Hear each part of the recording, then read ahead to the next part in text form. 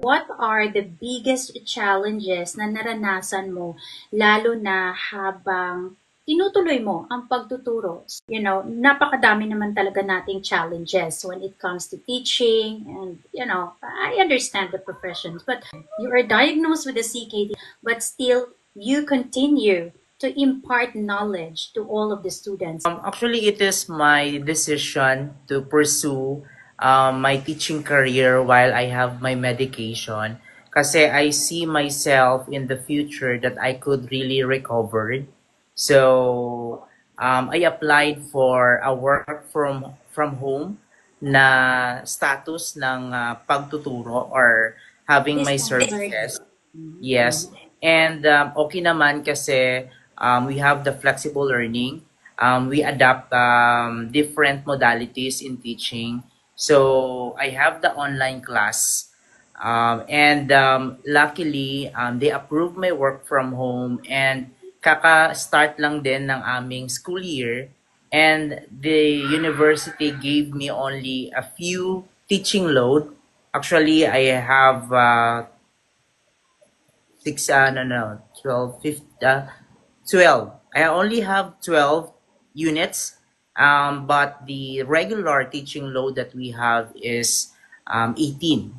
So they granted me of having a workload of only 12 units, and that is equivalent for four subjects. At first, I tried the first meeting that we have because I am scheduled for my dialysis every TTH. So preferably, my schedule is on Monday and Wednesday. Kasi hindi pwedeng ma-insert in Tuesday and Thursday. So, I tried. And actually, medyo nahirapan ako with yung tuloy-tuloy na ako yung nagsasalita. So, kasi it's first meeting, first topic. So, ako lahat ang nagsasalita. And after 1.5 hour, I felt na medyo pagod. So I cannot proceed with the next section for my next class. So what I did is I have to make an alternative, okay, na as hindi lang puro online, I could have a modular approach, okay, or an activity-based approach. Kasi marami namang pwedeng approaches that you could deploy to your student as long as you will monitor their progress of learning. So, yun ang aking ginagawa. And also, I have my subject in the grad school. Kakabigay lang din. So, I put that on the schedule where medyo relax ako at hindi masyadong malapit doon sa mga schedules na I have my classes. So, for now, I am just, parang lahat ng mga alternatives na pwede kong gawin. Okay? Kasi maraming nagsasabi, why not try to have a rest lang talaga? Kasi, days na wala kang ginagawa, medyo naboboard ka rin. And I want to practice myself na yung parang hindi ako hihina. I have to work pa rin. I'm still the same. Yung parang ganun yung yes, parang normal ways ko pa rin to impart knowledge to everybody. Yun. Nagwo-work from home ako pag may mga signatures na kailangan. So, sila ang pumupunta dito sa yun lang ang medyo kakulangan ko because I am not in the school.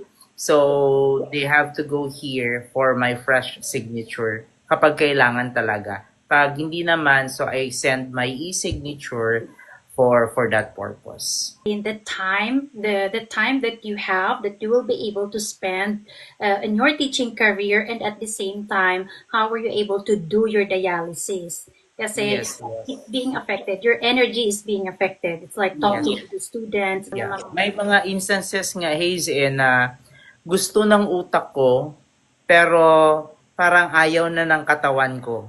para nagsasabi na i-rest mo muna yung katawan mo, but my mind really want to speak and to influence pa. Pero yun nga, I have to also consider my body kung sinabi niyang rest na muna.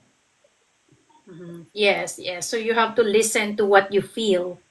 Ganon. Okay, Correct. so my third question is, paano nakaapekto ang CKD sa daily life at routine mo bilang teacher at bilang tao? Kasi some Okay. people, na iniisip kasi ng ibang mga CKD patient that, oh, I am not normal. I want to go back to my normal life. I want to do this daily routine that I am doing previously. I'm a teacher. I want to feel that I'm a normal teacher, that I'm doing my routine. Ano siya nakaapekto sa Yes. daily? Actually, nung na-diagnose ako as CKD, I don't have the idea what is this all about. There existing CKD patients na nagka-dialysis at nakaparehas ng edad ko. And actually, ang dami na palang CKD patients na katulad ko rin ang edad, very young pa sa akin, and I don't want na madagdagan pa yan. Okay? So, ang daming videos ng CKD and nakikita ko doon na they are living normally. So in my case, kasi I'm nakaka 1 month pa lang ako with my dialysis. So at first, for ano yan daw, normal reaction ng katawan with the dialysis is parang nanghihina talaga. Okay? But for me no, hindi ko hinahayaan na those na mga symptoms or na nangyayari while I am having dialysis. Kaya nga I am parang ganun pa rin. I am a normal person and I'm trying to live na ano kasi sinasabi pa nila baka ACKD ko na yan yung parang kasi we are part of the PWD. Actually kaka-apply ko rin ng aking PWD. But we want you also, those who are listening, na meron yung kakilang CKD, they want also to treat, you have to treat them also normally as a normal person. Okay? Kasi yun, they have already the struggles. Yung dialysis na kapag sinaksak ka na doon sa dialysis, sa dialysis machine, walang kasiguraduhan din eh. It's giving us new hope. Okay? So after the dialysis, kung bagong buhay ito, okay, then it's a new hope for us. So we are expecting na you treat us also as yung ganun pa rin kami. Normal. Normal person. Oo. And of course, I would like to take this opportunity to thank those my friends na nag-extend ng kanilang prayers. And of course, yun, talagang malaking tulong din po yun sa aking recovery. That's a really big support. It's the support system that will always give you, motivate yourself that I have to be strong in this kind of situation. Isa rin meron din akong na nagandahan na nakita sa video na merong mga kabataan na CKD patient na grupo sila, they are meeting on one place, nagkakaroon ng bonding, and na natuwa din ako kasi they have this eat all you can. Meaning, they could eat what they want. Yeah. They enjoying the normal life with other CKD patients. Ang ganda nun, ang ganda. Sa kabila ng hirap, what are the source of your energy and motivation para magpatuloy? It's both in teaching, in your profession, and of course, in your personal life. Okay. So, pag sinabing hugot, marami akong hugot sa buhay. Sinabi natin hugot.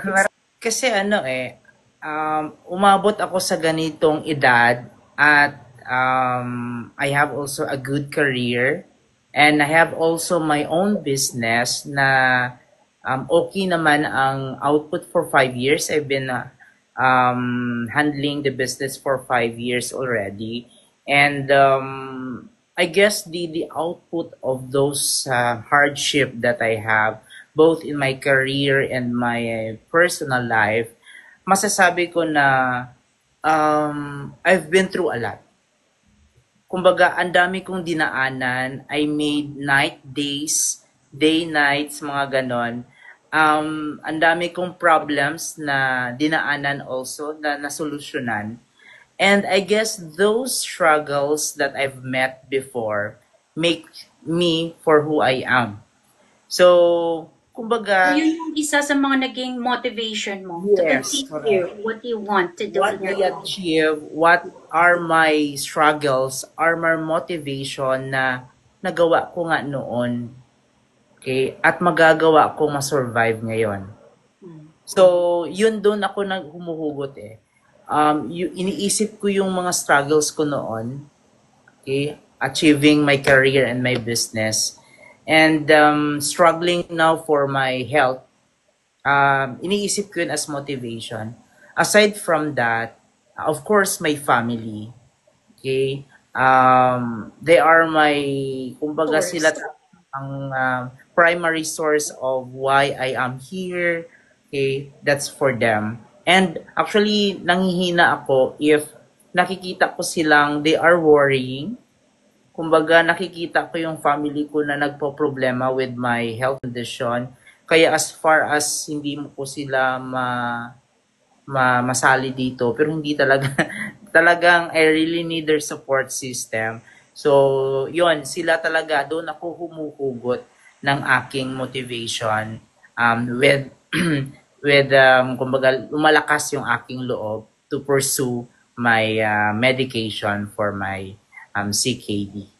Are there times as well, may mga times ba na minsan parang nawawalan ka ng, alam mo yun, like nawawalan ka ng pag-asa, you're thinking about negative things. I Dumarating ba sa guess, isang CKD patient minsan na nag-iisip sila ng mga negative things? What's in their mind? Dumarating ba ganyan? Okay. yes, yes. I hindi ko winawala, hindi ko siya dinedeny that I lalo na kung ako lang yung nag-iisa in my room, kung ako lang yung nag-iisa and meron akong mabasa, Kita. makitang videos. So I really relate on that. Then somehow magkakaroon ako ng self-pity, magkakaroon ako why nangyayari ito sa akin. But after that one, I have to go back na no, I have to be strong. Okay? So tinuturuan ko yung sarili ko na yun nga, you have to be strong. Okay lang, tama lang na a cry, okay? Na medyo down ka, then talagang babawiin mo to be strong. So, yun talaga yung aking mindset, lalo pa noon pa na kapag down ka, sige lang, iyak mo lang yan, then after that, move on. Napakaganda Ginagawa. naman kasi it will always our mindset naman talaga that will Yes, carry correct. us and it will boost our energy na eto kung ano yung iniisip natin na okay, kaya natin to. Just like Yes. what you said earlier, sabi mo nga na I have already achieved what I want. I have all the struggles in life way back then and I can do that. I can do it now. So parang ganon. Kaya ko to. Parang Yes. ganon sa isip mo. Kini-credit ko rin Hayes yung mga times na there are friends who've been calling me video call, yung mga ganon na mga instances, talagang nagpapa-uplift, nagbo-boost ng aking tawag nito, yung aking sarili na to move on, to keep going with my case. Yun, yung mga tulong na aking mga kaibigan sa kanilang mga calls na kahit malayo, they could attach with me with that support. Yeah, na nakakagaan sa feeling na despite of what you are experiencing right now, there are still friends na nakakaalala Yes. sa'yo. Because you were also doing that, you are imparting knowledge to your students and Okay, okay. it feels good for you to have friends around you that will give their support and that will serve as a Yeah, support system, correct. not just your family, but of course you are surrounded by people who will give you positive thoughts. My last question. So, ano yung mensahe mo o na gusto mong iwan para sa amin, para sa yung mga estudyante at sa ibang mga taong dumadaan din sa parehong sitwasyon. So, what is your message to us, to everybody? Yes. it's an opportunity for me to say words to everybody, particularly sa mga younger generation that it's okay to dream. Okay, it's okay to fulfill your dreams to yourself, to your family, but always take care of yourself. Always find time that you could have your ano to, yung parang makabigay ka ng time for sa sarili mo to unwind, okay, to refresh. Okay, kasi hindi natin nalalaman that nagrereklamo na pala yung ating katawan. Kasi in my case, I just have achieving my goals without taking care of myself. So, para sa mga nakikinig, lalo na walang yung mga younger generation na talagang ano yun, yung very very eager, okay, to achieve their dreams agad-agad. Goal. Yes. Kasi yun na yung goal ko to achieve my dreams agad-agad. Nakuha ko yung aking PhD, I have my business already at a younger age, pero nakalimutan ko yung aking sarili that I have to take care of it. And it's too late. And I guess too late to have that, but I am still keep going, okay, to recover on that. And to also sa mga CKD patient na katulad ko na nakikinig rin, yun nga, life must go on. We need to live life to the fullest. Okay? Every single after the dialysis is a new hope for all of us, and we have to make the best thing out of it. Okay? And sa mga students there, okay? Yes, to Lalo to sa all mga your students. pasaway na mga estudyante, lalo na in their eating style, yung mahilig sa sa Junk foods.